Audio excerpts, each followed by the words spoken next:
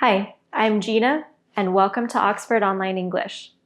In this lesson, you can learn to talk about crime in English. You'll learn vocabulary you can use to talk about crime, criminals, and the justice system in English.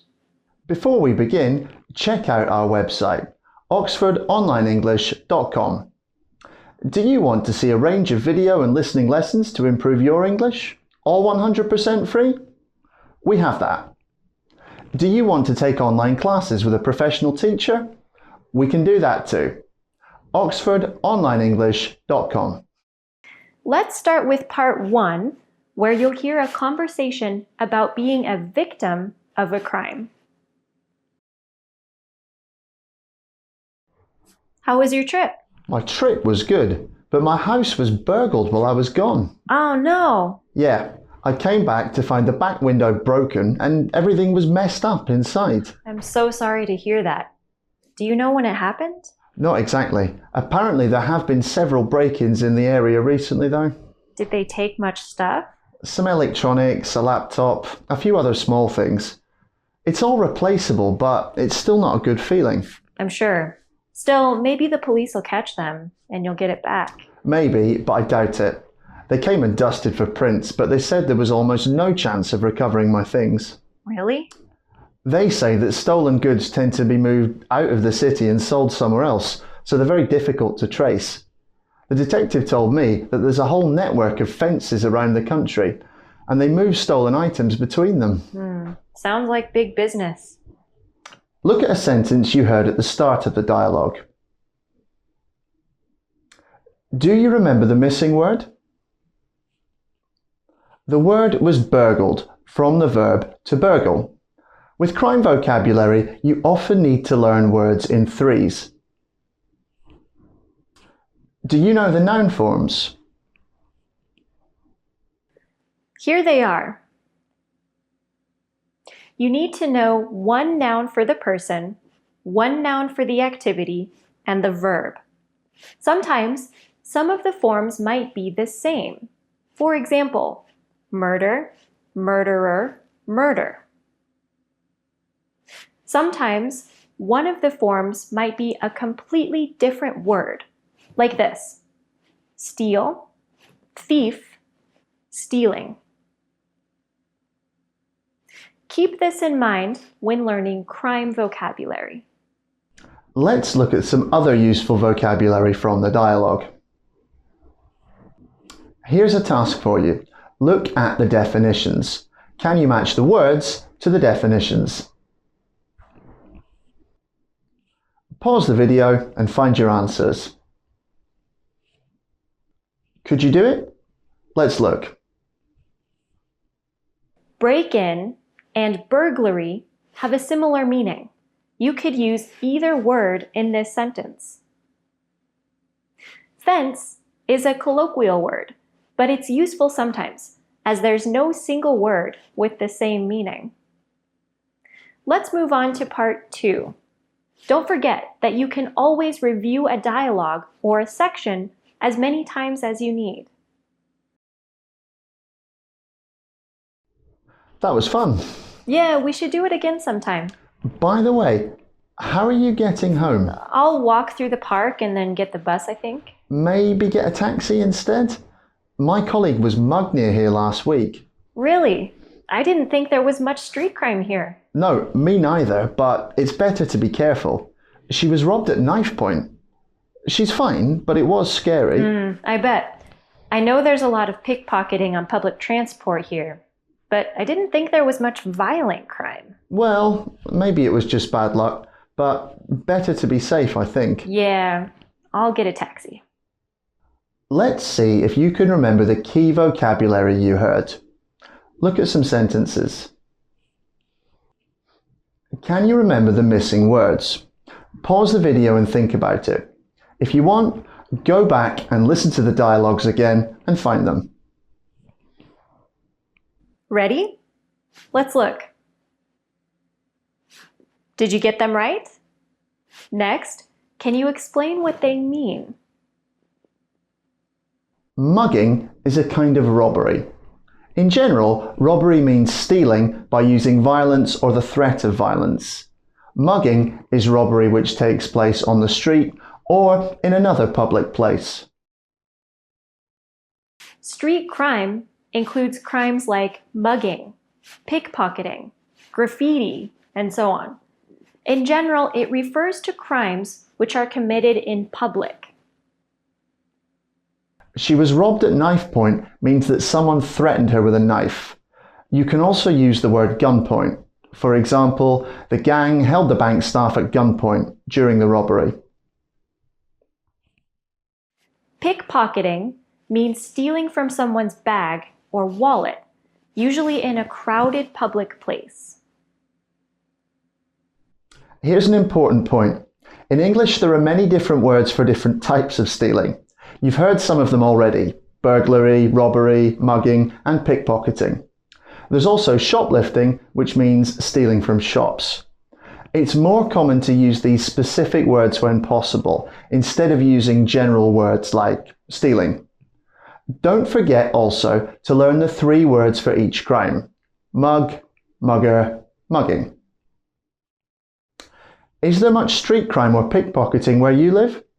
How can you protect yourself from this? Think about what you could say on this topic. Okay, let's move on. Where's John?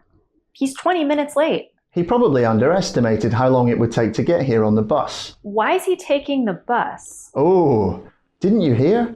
He was done for DUI. No way. Yeah, he got a 12-month driving ban and he has to do some community service too. Wow, he's such a car nut too. That must really hurt him. I'm sure. I think it's worse because he got a couple of speeding tickets last year, so he already had some points on his license. Well, he can't really complain. Let's see 3 sentences from the dialogue. What do these phrases mean? Could you explain them to someone? Try it now. Try to complete these sentences. Pause the video and say your answers out loud, or write them down, or both. Could you do it? Let's check. Done is British slang. It means convicted, meaning that you're found guilty in court. DUI stands for driving under the influence, which means driving while drunk or on drugs. If you wanted to say this in a more formal way, you could say he was convicted of DUI. If you want to say this in a neutral style, you could say he was arrested for DUI. Arrested and convicted aren't the same. Arrested means when the police first find you and take you to the police station. Convicted is when you're found guilty in court. However, in everyday conversation, people might not use these words so precisely. People might say arrested when the real meaning is convicted in court. A driving ban means that you are forbidden from driving for a period of time. Community service is a punishment, usually for less serious crimes. It means you have to spend a certain number of hours working for free. For example, you might have to pick up litter in the street. If you have points on your license, you have been caught breaking the law while driving before. Many countries use a points system. If you, for example, break the speed limit and the police catch you, you get points on your license. If you get too many points, you might lose your driver's license, or you might be banned from driving for some time. Clear? To practice, try answering some questions. Think about your answers to these questions. Pause the video, make your answers and say them out loud. If you want extra practice, write your answers in the comments and share them with other learners. Could you do it? Great. Let's look at one more point. Before you listen to the dialogue, we have a challenge for you. Try to find the words with these meanings in the dialogue. Got it? Try to find these words as you listen. Could I ask a favour? Could I take a half day off on Wednesday? Should be okay. Can I ask what it's for? Well, I have a friend who was arrested for shoplifting. She says she didn't do it, and for what it's worth, I believe her. But anyway, Wednesday is her court date, so I said I'd go along and support her. Sure, no problem. How long is the trial? It's at the magistrate's court, so as I understand it, it's pretty quick. It's not a full trial with a jury and so on. Do you think she'll get off? I don't know. Even if not, she has a clean record, so I don't think she'll get more than a slap on the wrist, figuratively speaking. Yes, I don't think people go to prison for shoplifting, right? I don't think so, at least not for a first offence. Anyway, that's not really my concern. I'm just going to support her, and whatever happens, happens. Could you do it? Let's see the answers. Get off is slang. More formally, you could say, be found innocent. So in the dialogue, I asked, do you think she'll get off?